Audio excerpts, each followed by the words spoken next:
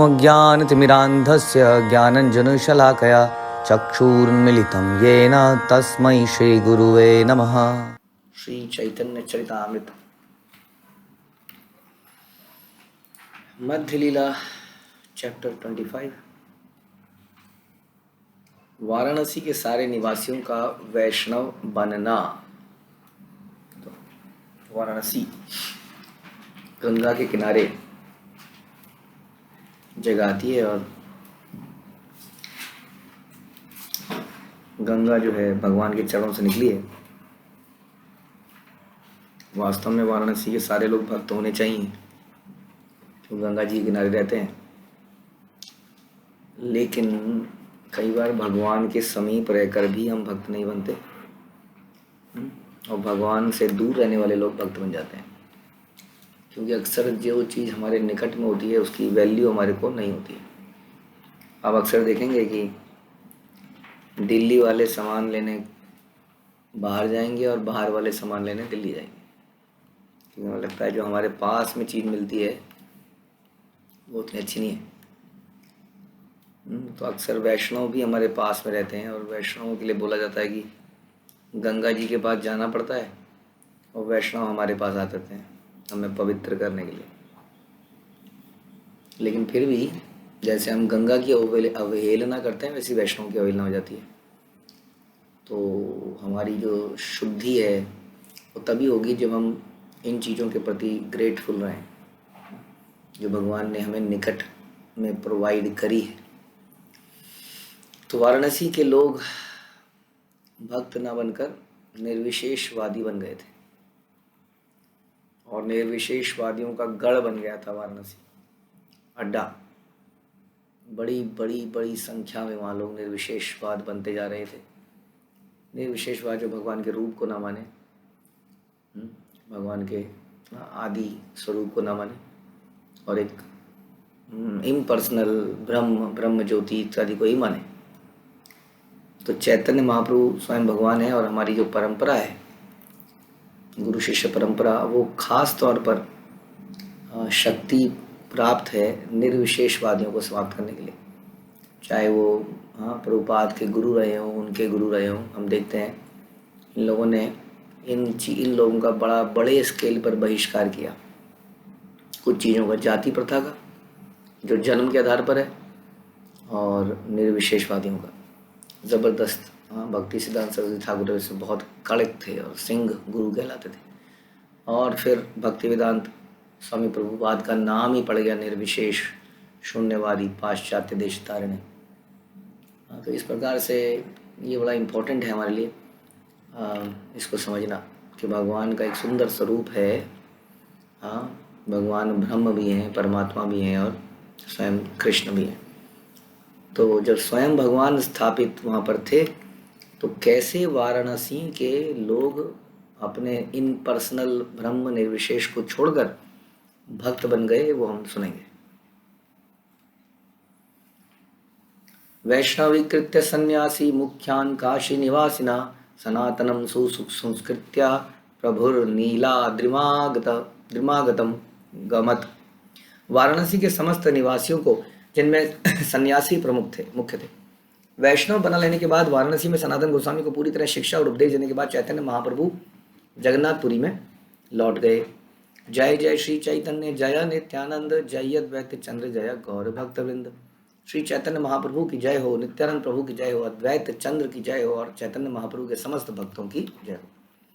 एई मत महाप्रभु दुई मास पर्यंत शिखा इला तारे भक्ति सिद्धांतेरांत। श्री चैतन्य महाप्रभु ने लगातार 2 मास तक श्री सनातन गोस्वामी को भक्ति के सारे सिद्धांतों की शिक्षा प्रदान करी, जो कि हमने सुनी। परमानंद कीर्तनिया शेखरे रसंगी, प्रभु रखे तन सुनाए अति बड़ रंगी। जब तक श्री चैतन्य महाप्रभु वाराणसी में रहे, चंद्रशेखर के मित्र परमानंद कीर्तनिया हरे कृष्ण महामंत्र तथा अन्य गीतों का कीर्तन बड़े ही विनोद पूर्वक ढंग से श्री चैतन्य महाप्रभु को सुनाया करते थे। सन्यासी गण प्रभु रे यदि उपेक्षिला, भक्त दुख खंडाइते तारे कृपा कैला। जब वाराणसी में मायावादी सन्यासियों ने चैतन्य महाप्रभु की आलोचना करी तो महाप्रभु के भक्त बड़े दुखी हो गए। जिससे हम प्रेम करते हैं उसकी निंदा नहीं सुन सकते हम, ये लक्षण है प्रेम का, है कि नहीं? हाँ, ऐसा नहीं है कि उसका सर फोड़ देते हैं, लेकिन अलग अलग तरीके से लोगों के रिएक्शन होते हैं। लोग ऐसे लोगों का संग छोड़ देते हैं जो हमारे, जिससे हम प्रेम करते हैं उसी की निंदा करता हो, चाहे वो हमारे गुरु हों, चाहे वो वैष्णव हो, चाहे वो कृष्ण हो। उनके साथ हम रहना नहीं चाहते हैं, उनका संग छोड़ देते हैं, उनसे बात करना बंद कर देते हैं, कई बार उनको हम जवाब देते हैं शास्त्रों के अनुसार, अल्टीमेटली दुखी तो हो ही जाते हैं। अतः चैतन्य महाप्रभु ने उन्हें तुष्ट करने के लिए उन सन्यासियों पर अपनी कृपा प्रदर्शित करी। चैतन्य महाप्रभु का एक अलग ही स्टाइल है। उन्होंने सोचा मेरे भक्त दुखी हैं तो इनको सुखी कैसे बनाया जाए, तो क्यों ना इन लोगों को भक्ति बना दिया जाए, निंदा ही बंद हो जाए। सन्यासी रे कृपा पूर्वे लिखी या 24 तारिया, उद्देश्य कहिया यहाँ संक्षेप करिया। आदि लीला के 7वें अध्याय में वाराणसी में श्री चैतन्य महाप्रभु द्वारा सन्यासियों के उद्धार का वर्णन मैं पहले ही कर चुका हूँ, किंतु इस अध्याय में मैं उसको संक्षेप में दोहराऊंगा यहाँ तहाँ। तो ये आदि लीला में हमने सुना, बता रहे आदि लीला में ही, शुरुआत में ही सुना दिया था इसको, लेकिन यहाँ पर उसको दोबारा से दोहरा रहे। यहाँ तहाँ प्रभुर निंदा करे सन्यासी गण, सुनी दुखे महाराष्ट्रीय विप्र करे चिंतन। जब वाराणसी में मायावादी सन्यासी जगह जगह चैतन्य महाप्रभु की निंदा कर रहे थे तो एक महाराष्ट्रीय ब्राह्मण इस निंदा को सुनकर बहुत दुखी हो गया और सोचने लगा। निंदा कर रहे थे। अक्सर आप देखेंगे कि हम लोग जो हैं, जब हम भक्ति करते हैं तो हम किसी को कुछ बोलते नहीं हैं। हमने तो ऐसा नहीं सीखा, हम सिखाते हैं कि भौतिकवादियों की जाके निंदा करो जगह जगह। अबे भौतिकवादियों, दुष्टों, तुम मल मूत्र करके नहाते भी नहीं हो, अनटचेबल पीपल, ऐसा बोला आप लोगों ने कभी? नहीं। जहाँ पर चलते चलते जिन कपड़ों में ब्रश कर रहे होते हो उसी में कहीं टपक रहा है आपके कपड़ों में, उसी कपड़ों में बैठ जाओगे खाने को ले, जैसे सूकर और कुकर खाते हैं।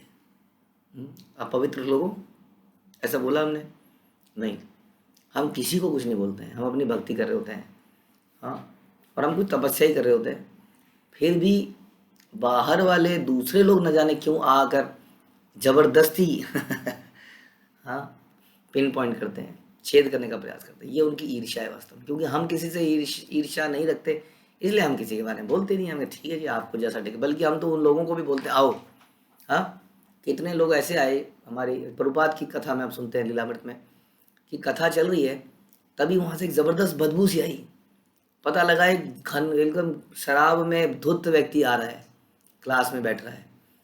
कोई क्लास में आके कुछ बाथरूम साफ करके चला गया है, धुत एकदम बदबू होगी सारे कमरे में। तो ऐसे लोग अक्सर बैठा करते थे। तो हम लोग तो प्रचार ही ऐसे लोगों को करते हैं। तो लेकिन क्योंकि संसार में लोगों को ईर्ष्या है, वो देखते हैं ये ऐसा कैसे कर सकता है।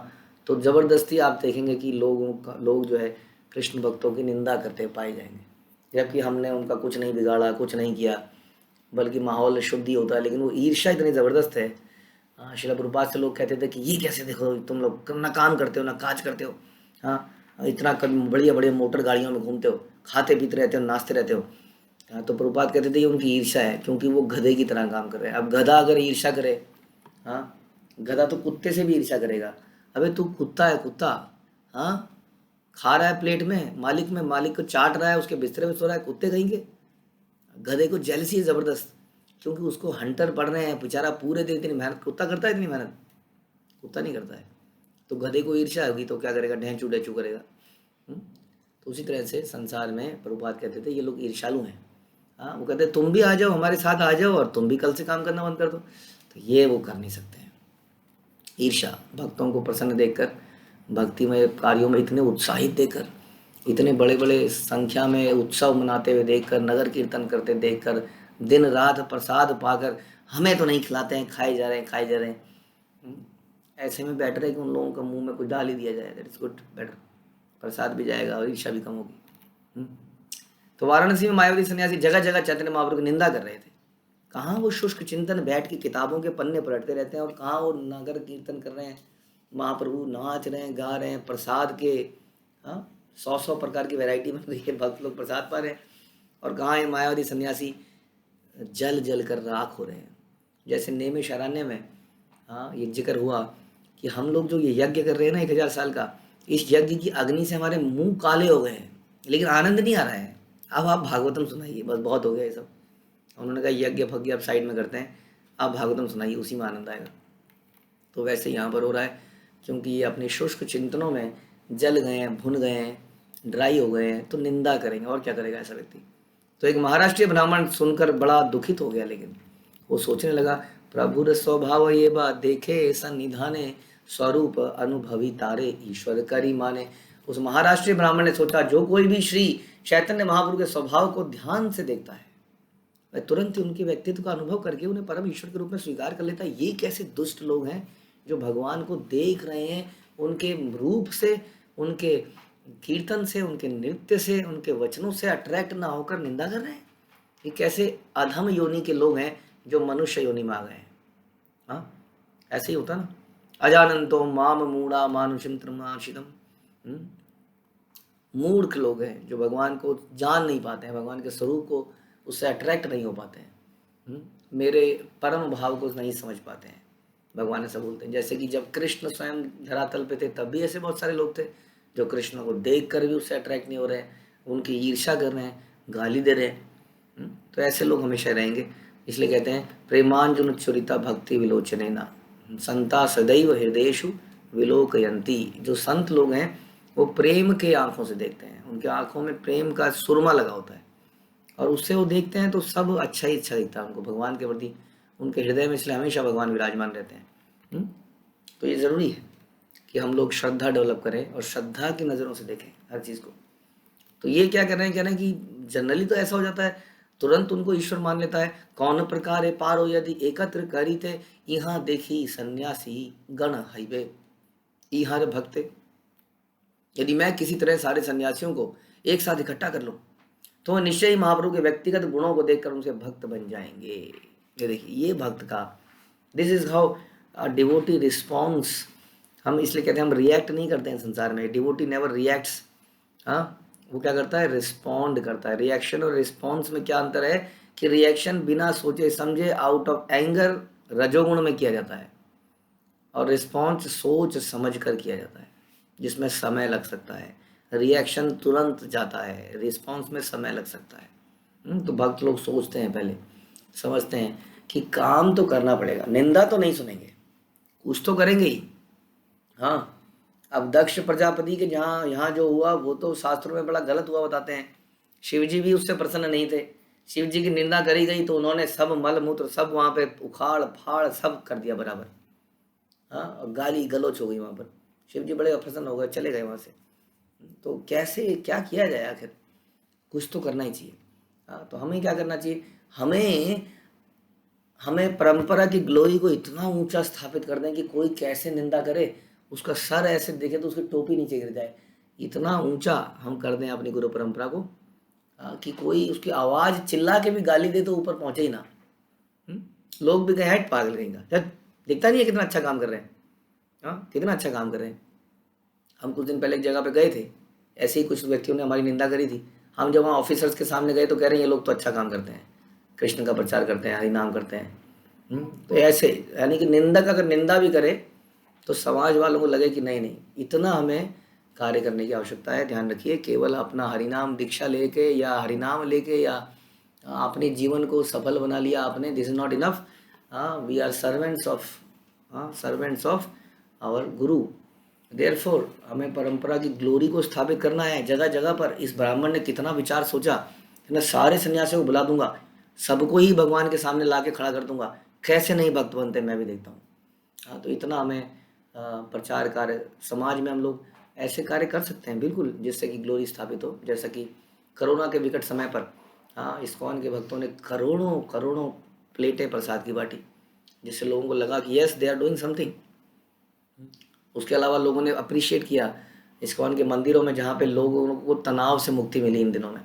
तो ऐसे समय पर हमें हमें सतर्क हो जाना चाहिए। कैसे हम, इससे नाम का प्रचार भी होता है, महाप्रभु का प्रचार भी होता है, गुरु परंपरा की को पर सम्मान मिलता है।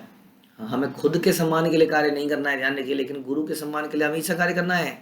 हाँ, अमाननीय अमान देने का मतलब ये नहीं है हम इतने हम्बल बन जाएं, गुरु को कोई गाली दे रहा है, वैष्णव को गाली दे रहा है, कोई नहीं, तृणाधिपि सुनी चैन।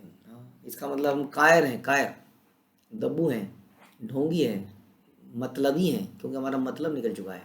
लेकिन ये सन्यासी, ये व्यक्ति ब्राह्मण मतलबी नहीं था। इसने कहा मैं नहीं सुन सकता महाप्रभु की निंदा, सबको इकट्ठा कर लूंगा, सबको भक्त बना दूंगा। हम्म? यदि चैतन्य महाप्रभु के निजी गुणों तथा कार्य को देखा जाए तो निश्चित हो जाएगा कि वो पूर्ण पुरुषोत्तम भगवान है। इसकी पुष्टि शास्त्रों में भी होती है। चैतन्य महाप्रभु के विषय में गंभीर अध्ययन और विवेचन उनके प्रमाणिक भक्तों पर लागू होता है। कली कार्य धर्म कृष्ण नाम संकीर्तन, कृष्ण शक्ति विना नायक तार परिवर्तन। इस कलयुग में वास्तविक धार्मिक प्रचार से लोगों को हरे कृष्ण महामंत्र का कीर्तन करने के लिए प्रेरित किया जा सकता है। यह कार्य उस व्यक्ति के लिए संभव है जो कृष्ण द्वारा शक्ति प्रदत्त हो। हमें प्रचार करने की शक्ति भी कृष्ण से मिलती है। विशिष्ट कृष्ण कृपा के बिना इस कार्य को कोई भी नहीं कर सकता। इस प्रसंग में श्रील भक्ति सिद्धांत सरस्वती ठाकुर ने अपने अनुभाष्य में नारायण संगीता में निम्नलिखित उदाहरण दिया है।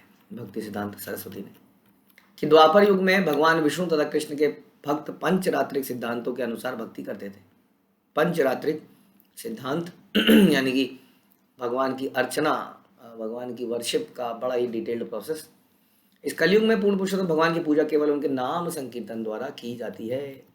तत्पश्चात श्रील भक्ति सिद्धांत सरस्वती ठाकुर टीका करते हैं कि भगवान कृष्ण की इच्छा पूरी करने के लिए उनके प्रत्यक्ष शक्ति एवं उनकी कृपा प्राप्त किए बिना कोई भी व्यक्ति जगत गुरु नहीं बन सकता।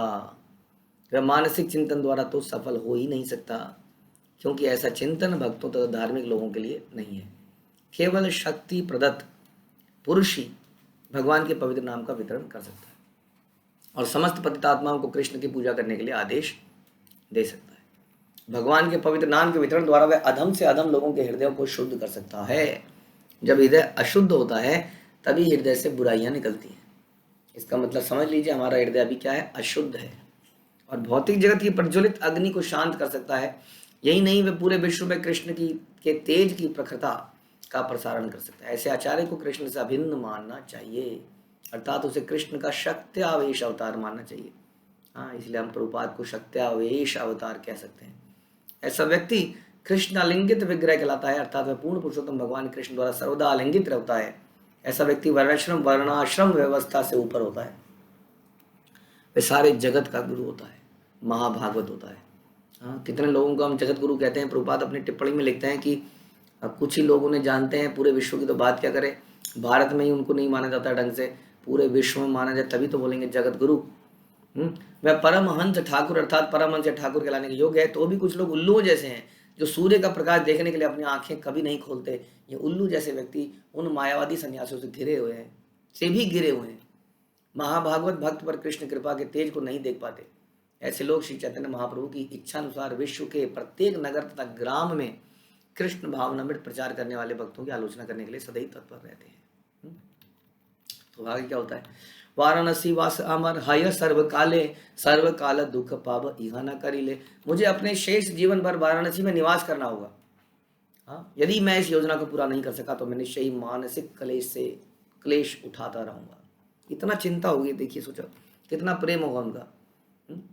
कैसे उन्होंने बोल दिया, ऐसा बोल कैसे दिया, कैसे निंदा कर सकते हैं वो। मैं पूरा जीवन लगा दूंगा इनको, लेकिन कुछ ना कुछ तो करूंगा ही।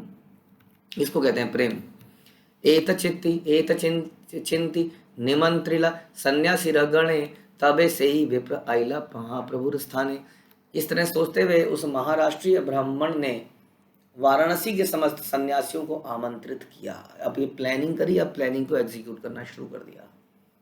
केवल सोचा ही नहीं था, सोच रहे हैं, एक्शन बड़ा जरूरी है, इसलिए हम बोलते हैं भक्ति का मतलब ही एक्शन है, ध्यान रखिए। हाँ, भक्ति का मतलब क्या है, प्रेममयी सेवा। केवल और सेवा की प्लानिंग भी सेवा का ही पार्ट है। बट शेख चिल्ली की तरह प्लानिंग ही करते रहे, प्लानिंग, हम ऐसा करेंगे, एक दिन हम ऐसा करेंगे, हम 56 भोग लगाएंगे, हम ये बनाएंगे, हम वो बनाएंगे। 2 घंटे चर्चा हुई, चलो अब चलते, हो गया। तो उसके लिए कुछ करना भी पड़ेगा ना। कष्ट तो तभी आएगा, धन निकलेगा जेब से, पसीना निकलेगा शरीर से, समय निकलेगा, तब कुछ होगा। तो इन्होंने प्लानिंग बनाई। अब इन्होंने सारे सन्यासियों को आमंत्रित करना शुरू कर दिया। बहुत बड़ा काम है, सोचिए जरा, सारे सन्यासियों को एक साथ एक जगह पर एक समय पर इकट्ठा करना कितना मुश्किल काम है। ऐसा करने के बाद अंत में श्री चैतन्य महाप्रभु को आमंत्रित करने पहुंचा। अभी सन्यासियों को नहीं बताया कुछ भी, सन्यासियों को केवल आमंत्रित किया है। उन्हें नहीं बताया कि चैतन्य महाप्रभु को भी हम बुलाएंगे। हाँ, प्लानिंग क्या है नहीं। हाँ, अब देखते हैं क्या होता है। हेन काले निंदा सुनी शेखर तपन दुख पाइया प्रभु पदे कैला निवेदन। तभी चंद्रशेखर और तपन मिश्र दोनों ने चैतन्य महाप्रभु के विषय में आलोचना सुन ली। अब ये भी दुखी हो गए। अभी तक तो ये महाराष्ट्र के ब्राह्मण दुखी थे, अब तपन मिश्र और चंद्रशेखर के कानों में भी निंदा पड़ी, बड़े दुखी हो गए। वो चैतन्य महाप्रभु के पास आ गए, निवेदन करने आए उनके चरण कमलों में, कुछ तो करना है महाप्रभु, या तो इनको बदल दीजिए या आप चले जाइए या हमें जान से मार दीजिए। भक्त दुख देखी प्रभु माने ते चिंतिला, सन्यासीरा मन फिराइते मन हईला। उन्होंने विनती करी और चैतन्य महाप्रभु ने अपने भक्तों का दुख देखकर मायावादी सन्यासियों का मन फिराने का निश्चय कर लिया। चैतन्य महाप्रभु ने सोचा, वरना चैतन्य महाप्रभु को क्या, हाँ, भगवान कहते हैं कि जो दुष्ट होते हैं उनको तो निचली योनियों में गिराते रहते हैं जब तक कि उनका दिमाग ठिकाने नहीं लगेगा। यमराज भी पीटते हैं, निचली योनियों में भी जाते हैं, क्या जरूरत है भगवान को इतना ध्यान देने की। लेकिन अपने भक्तों के दुख से दुखी थे कि ये मेरी निंदा सुन के दुखी हैं, चलो ठीक है इनके लिए। हाँ देखिए, वैष्णव की कृपा ऐसी होती है, वैष्णव जब किसी से ईर्ष्या भी करते हैं तो किस प्रकार की ईर्ष्या, दुख मतलब गुस्सा भी कर रहे हैं तो कैसा गुस्सा है उनका, गुस्से में भी उनका दिमाग में ये आ रहा है इसको वैष्णव बना दो उसका बहुत बड़ा भला हो जाएगा। तो महाप्रभु ने निश्चय कर लिया। अब महाप्रभु ने निश्चय कर लिया तो फिर कौन रोक सकता है, तो कि इन सारे सन्यासियों को कन्वर्ट कर देंगे। हे न काले विप्रासी करिला निमंत्रण, अनेक अध्यन्यादि करी धरिला चरण। जब चैतन्य महाप्रभु मायावादी सन्यासियों से मिलने के विषय में गंभीरता पूर्वक सोच ही रहे थे क्या किया जाए, तभी उनके एक भक्त ने तो पूरी योजना बना ली थी। महाराष्ट्र ब्राह्मण उनके पास पहुंचा और उनको निमंत्रण दिया कि चैतन्य महाप्रभु के चरण कमलों को स्पर्श किया और उनको बोला कि आप इस प्रकार से वहां पर आइए। तबे महाप्रभु तार निमंत्रण मानिला, आर दिन मध्यान्ह करी तार घरे गेला। और चैतन्य महाप्रभु ने निमंत्रण तुरंत स्वीकार कर लिया, क्योंकि यही तो प्लानिंग थी। इधर से चंद्रशेखर तपन मिश्र ने भी यही अनुरोध किया था, महाप्रभु सोच ही रहे थे, तब तक ब्राह्मण ने बुला ही लिया। वास्तव में भगवान की इच्छा से सारी चीज़ें हो जाती हैं। तो ऑलरेडी वहाँ पर सब सेट था, भगवान को कुछ करना नहीं पड़ता है। वो तो उनके भक्त इतने प्रिय भक्त हैं संसार में, हम भी ऐसे भक्त बन पाएँ कि भगवान की इच्छाओं को समझ पाएँ। तो उनकी इच्छा को समझ के पहले ही सारा काम हो चुका था। चैतन्य महाप्रभु ने निमंत्रण तुरंत स्वीकार कर लिया और अगले दिन उनके दोपहर में कार्यों को समाप्त करके ब्राह्मण के घर में चल पड़े। यहाँ यही छे कैला प्रभु सन्यासी निस्तार, पंच तत्वाख्याने ताहा करी याची विस्तार। मैं पंच तत्व चैतन्य महाप्रभु, नित्यानंद प्रभु, अद्वैत प्रभु, गदाधर प्रभु और श्रीवास के यश का कीर्तन करते समय आदि लीला के 7वें अध्याय में श्री चैतन्य महाप्रभु द्वारा मायावादी सन्यासियों के उद्धार का पहले ही वर्णन कर चुका हूँ। हाँ, तो बहुत सारी डिटेल में चर्चा करी गई थी, इसलिए यहाँ पर थोड़ा सा समरी में ही बता रहे। ग्रंथ बाड़े पुनरक्ति हयत कथन, ताहा ये ना लिखी लू ताहा करिया लिखन। क्योंकि आदि लीला के 7वें अध्याय में इस घटना का विस्तार कर चुका हूँ, अतः दोबारा वर्णन करके इस पुस्तक का आकार नहीं बढ़ाना चाहता। फिर भी जो कुछ यहाँ वर्णन करने से रह गया वहां पर उसका समावेश मैं इस अध्याय में करने का प्रयास करूँ। ये दिवस प्रभुर सन्यासीर कृपा कैला, से दिवस हईते ग्रामे कोलाहल हैला। और जिस दिन से श्री चैतन्य महाप्रभु ने मायावादी सन्यासियों पर कृपा प्रदर्शित करी, तब से वाराणसी के निवासियों के बीच इस घटना के विषय में प्रचुर चर्चाएं होने लगी। क्योंकि वाराणसी, जैसे मैंने बताया, अड्डा था, अड्डा मायावादियों का अड्डा था। अब उनमें से प्रमुख थे प्रकाशानंद सरस्वती, उनके लीडर। चैतन्य महाप्रभु उस घर में गए, हाँ, जहाँ पर ये सब बैठे थे, और वहाँ पर जहाँ पर पैर धोने की जगह थी वहाँ जाके बैठ गए। लेकिन उनके शरीर से तेज निकल रहा था, उस समय ईश्वर थे। उन्होंने अपने ब्रह्म ज्योति का जरा सा प्रदर्शन किया। मायावादी तो ब्रह्म ज्योति से वैसे ही अट्रैक्ट रहते हैं, जैसे उन्होंने देखा वो तेज निकल रहा है, उन्होंने कहा ये साधारण व्यक्ति नहीं है, इनको बुलाओ। प्रकाशन सरस्वती गए, उनको बोला कि क्यों नीचे बैठे हो ऐसी जगह पर, आइए, सन्यासियों की जगह, आपकी जगह वहाँ है। उनको एक अच्छे आसन में जाके बैठा दिया। हाँ, तो एक तो सेवा उन्होंने तुरंत कर डाली, और इस सेवा करने से अनजाने में अज्ञात सुकृति उन्हें मिली। हाँ, और उन्हें भक्ति प्रदान हुई। वो चैतन्य महाप्रभु से उन्होंने प्रश्न पूछे, तुम क्यों ऐसे नाचते हो, क्यों गाते हो, तुम तो सन्यासी हो, यू आर सुपीरियर, ये सहजियों की तरह, इमोशनल लोगों की तरह क्या करते रहते हो, नाचना गाना, हरे कृष्णा।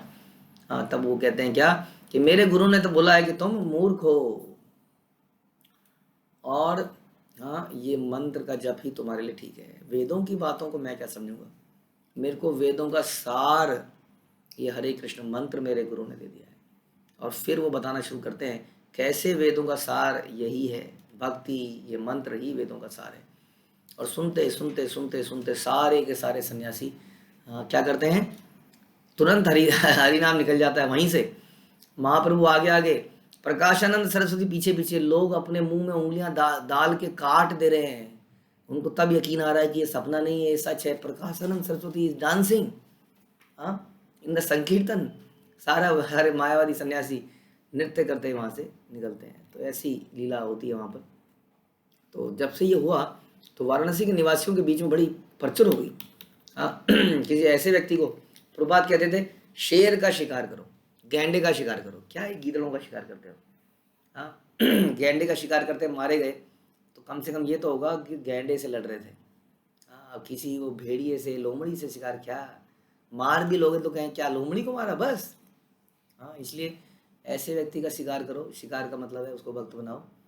जैसे प्रभुपाद ने क्या किया, उनके शिष्यों ने जॉर्ज हैरिसन को भक्त बना दिया। बताइए, संसार का सबसे बड़ा सिंगर। अब इंडिया में भी सबसे बड़ा कोई एक्टर हो, अगर वो भक्त बन जाए तो लोग पागल हो जाएंगे तुमसे। लेकिन उनको, उनकी बुद्धि पे पर्दे पड़े हैं, क्या करें। लेकिन फिर भी George Harrison was number 1 singer, pop singer. और सारा संसार उनकी धुनें गाने लगा, हरे कृष्णा करने लगा। तो ऐसे भक्त लोग प्रयास करते हैं करने का। लेकिन इसका मतलब ये नहीं कि हम लोमड़ियों का शिकार ना करें। लोमड़ियों का भी करें और गैंडे का भी करें। लोकेर संघट ऐसे प्रभु र देखी थे, नाना शास्त्रे पंडित ऐसे शास्त्र विचारी थे। उस दिन से लोगों के दल चैतन्य महाप्रभु को देखने के लिए आने लगे। कौन व्यक्ति है जिसने इस सबको बदल दिया? बहुत सारे लोगों की भीड़ लगने लगी वाराणसी में। कोई तो आया है यहाँ पर जिसने चमत्कार किया है। और विविध शास्त्रों के पंडित महाप्रभु से विविध विषयों पर चर्चा करने लगे। कई सारे लोग आने लगे। सर्वशास्त्र खंडी प्रभु भक्ति करे सार, संयुक्त वाक्य माने फिराए सबार। जब लोग विविध शास्त्रों के सिद्धांतों की चर्चा करने के लिए चैतन्य महाप्रभु आने लगे, कई लोगों को लगता है ना, जैसे हमने सुना कितनी बार, जैसे कि प्रहलाद हिरण्यकश्यप का जब वध किया तो सारे सैनिक, हमारे स्वामी को मार दिया, हमारे स्वामी को मार दिया। और नृसिंह भगवान ने फटाफट सारे हाथों से खचर खचर खचर खचर नाखूनों से सबका सफाई किया। सब लोग आ गए। कंस के मारे जाने पर कंस के सारे भाई वगैरह सब लोग अटैक, कितने लोगों ने अटैक किया। बड़े ईर्ष्या में थे। तो इस प्रकार से जब हम देखते हैं धेनुकासुर, गधा धेनुकासुर को मारा तो सारे के सारे गधे मरने के लिए आ गए वहाँ पर, और सारे गधों को ताड़ वृक्ष साल वृक्ष के ऊपर लटका दिया कृष्ण बलराम ने। तो इस तरह से जब कोई गधा लीडर मरता है तो उसके सारे शिष्य भी मरते हैं। तो अब ये इनको दिक्कत होने लगी, प्रकाशानंद सरस्वती को हिला दिया, हम देखते हैं कौन, हम भी जाके चर्चा करते हैं। तो सब लोग अपने शास्त्र किताबें पुलिया अपनी गथिया वथिया सब उठा के ले आए। अब बताइए, वेदांत कृत वेद विद एव चाहम, भगवान कहते हैं मैं ही वेदों का रचयिता हूँ, और वो वेदों की कुछ पन्ने ला रहे हैं भगवान के पास पढ़ने के लिए। तो महाप्रभु ने सब उनके मिथ्या निष्कर्षों को खंडित कर दिया, चूर चूर कर दिया, समाप्त कर दिया उन लोगों को, और भगवत भक्ति की प्रधानता को स्थापित किया। उन्होंने विनम्रता पूर्वक तर्क द्वारा उनके मनों को बदल दिया। इस प्रकार से तर्क किए कि उनके सारे तर्क कट गए, लेकिन उनका अहंकार का चूर चूर नहीं हुआ। और इस कारण से वो भी इसी दल में आ गए। उनको थोड़ा सा सम्मान दिया। और देखो देखो तो थोड़ा सा मतलब आप शायद ऐसा नहीं समझ रहे हैं, ये देखिए इसको ऐसे भी समझा जा सकता है क्या? हाँ, ऐसे भी समझा सकता है। एक होता है तुम मूर्ख हो, निपट हो, गधे हो, ये सुनो, अब जवाब दो जवाब दो जवाब दो, बोलो बोलो। वो बेचारा चुप है, गुस्सा आ रहा है उसको बहुत ज़्यादा, क्योंकि उसको बिल्कुल हमने बेइज्जत कर दिया। तो बेइज्जत करके अगर आप प्रचार करेंगे तो कभी सामने वाला हार तो जाएगा, लेकिन आएगा नहीं आपके पास कभी। तो प्रचार में हम बेइज्जत नहीं करते हैं किसी को, निरुत्तर कर देते हैं बड़े ही प्रेम से। जैसे ही चैतन्य महाप्रभु ने केशव कश्मीरी को किया, निरुत्तर कर दिया, लेकिन ऐसा किया कि वो भक्त बन गया, उसकी मान को हानि नहीं होने दी।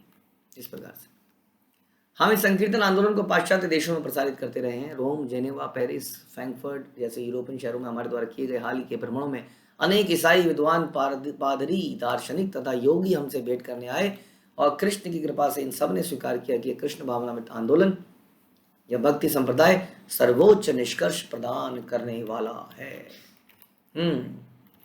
हम श्री चैतन्य महाप्रभु के चरण चिन्हों पर चलकर हर एक को आश्वस्त करना चाहते हैं कि हर शास्त्र में भक्ति का आदेश मिलता है। जो धार्मिक है उसे भगवान की परम सत्ता स्वीकार करते हुए उनका भक्त बनकर प्रेम करना सीखना चाहिए। धर्म का यही वास्तविक सिद्धांत है। कोई चाहे ईसाई हो, मुसलमान हो, कुछ भी हो, कोई अंतर नहीं पड़ता। उसे केवल पूर्ण पुरुषोत्तम भगवान के दिव्य पद को स्वीकार करना है और उनकी सेवा करनी चाहिए। ईसाई मुसलमान हिंदू होने का तो प्रश्न ही नहीं है। ईसाइयों का खून का रंग भी वही है जो हमारा है, वही मुसलमानों का है। वैसे ही खाने का प्रोसेस है, अंदर के शरीर के सारे अंग सेम बने हुए हैं, क्योंकि वो भी जीव हैं और हम भी जीव हैं वास्तव में।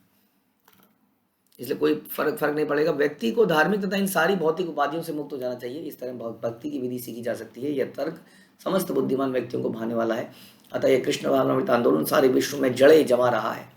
हमारे ठोस तर्क तथा वैज्ञानिक प्रस्तुतिकरण के कारण श्री चैतन्य महाप्रभु की यह भविष्यवाणी कि कृष्ण भावनामृत गांव गांव नगर नगर में फैलेगा, धीरे धीरे विश्व भर में चरितार्थ हो रहा है, सच बनता जा रहा है। उपदेश लैया करे कृष्ण संकीर्तन, सर्वलोक हासे गाए करे नर्तन। श्री चैतन्य महाप्रभु से उपदेश पाकर हरे कृष्ण महामंत्र का कीर्तन करने लगे। जो लोग आते थे अपनी ग्रंथों को लेकर, वो वापस जाते थे हरे कृष्ण कीर्तन करते हुए। और इस तरह सारे व्यक्ति महाप्रभु के साथ हंसने, कीर्तन करने और नृत्य करने लगे। तो इस प्रकार से जो व्यक्ति संकीर्तन करता है, हम कहते हैं ना कि उन्होंने सारी गंगा, सारी पवित्र नदियों में नहा लिया है, सारे तप कर लिए हैं, सारे व्रत कर लिए हैं, अनुष्ठान कर लिए हैं, तीर्थ यात्राएं कर ली हैं, सब कुछ कर लिया है। जो कि सार रूपी चीज़ को कर रहा है। भक्ति जो है सार है, भगवान का नाम लेना, कीर्तन करना, उनका गुणगान करना। प्रभु रे प्रणत लय सन्यासी रगण, आत्मा मध्य गोष्ठी करे छाड़ी अध्ययन। सभी मायावादी सन्यासियों ने श्री चैतन्य महाप्रभु को नमस्कार किया और वेदांत तथा मायावाद दर्शन विषयक अपने अध्ययनों को त्याग कर वे उनके आंदोलनों की चर्चा करने लगे। हाँ, अब नमस्कार कर दिया। मन मना भव मत्तो मध्याजी माम नमस्करू। हाँ, और अजामिल की कथा में भी कहते हैं, जो मेरे सामने, यमराज कहते हैं, जो भगवान के सामने सर झुकाएगा, नमस्कार करेगा, उनका नाम लेगा, उसको नहीं लाना है। तो सारे मायावादी सन्यासी नमस्कार करने लगे। और तब वेदांत और मायावाद दर्शन विषयक अपने अध्ययनों को त्याग दिया उन्होंने और आंदोलन की चर्चा करने लगे। इसी तरह से हम देखते हैं बुद्ध अवतार हुआ, जब वेदों के आधार पर कुछ और टिप्पणियां होने लगी। जैसे ये लोग भी तो अपने वेदों को लेके आए थे, हाँ, और महाप्रभु ने उनको अपने को नमस्कार करने के लिए कंपेल कर दिया या इंस्पायर कर दिया और उनका उद्धार हो गया। उसी तरह से बुद्ध ने क्या किया, इन लोगों को बोला त्याग दो ये वेद। लोगों ने सोचा वेद ही गलत है, क्योंकि वो वेद के गलत मतलब निकाल रहे थे, उसको त्यागने को बोला। मायावादी भी वेद पढ़ते हैं, हम भी वेद पढ़ते हैं, हाँ, लेकिन उनके निष्कर्ष गलत है। वेद गलत नहीं है, निष्कर्ष गलत है, जो कि चैतन्य महाप्रभु ने बड़ा डिटेल में प्रकाशानंद सरस्वती को बताया और सार्वभौम भट्टाचार्य को बताया कि तुम क्या मतलब निकाल रहे हो। सार्वभौम मुझे नहीं पता, वेद इसमें तो, शास्त्रों में तो, वेदों में तो डायरेक्ट मतलब है कृष्ण, एकल ईश्वर कृष्ण। तुम कुछ घुमा फिरा के कुछ और ही साबित करते जा रहे हो। हाँ, तो इसी तरह से बुद्ध ने क्या किया, लोगों को बोला ये सब छोड़ दो, मेरे को नमस्कार करो, मेरी शरण में आओ, बस। वो एक टेम्परेरी मूवमेंट था, हाँ, उस गलत धारणा को निकालने के लिए। हाँ, इसका मतलब ये नहीं है कि सारे वेदों को परमानेंटली छोड़ दिया जाए, इसलिए शास्त्रों का पूरा नॉलेज होना बड़ा जरूरी है। ओके, तो माया उन्होंने क्या किया, हमारे आंदोलन की चर्चा करने लगे आपस में। प्रकाशानंदे शिष्य एक ताहर समान, सभा मध्य करे प्रभुर करिया सम्मान।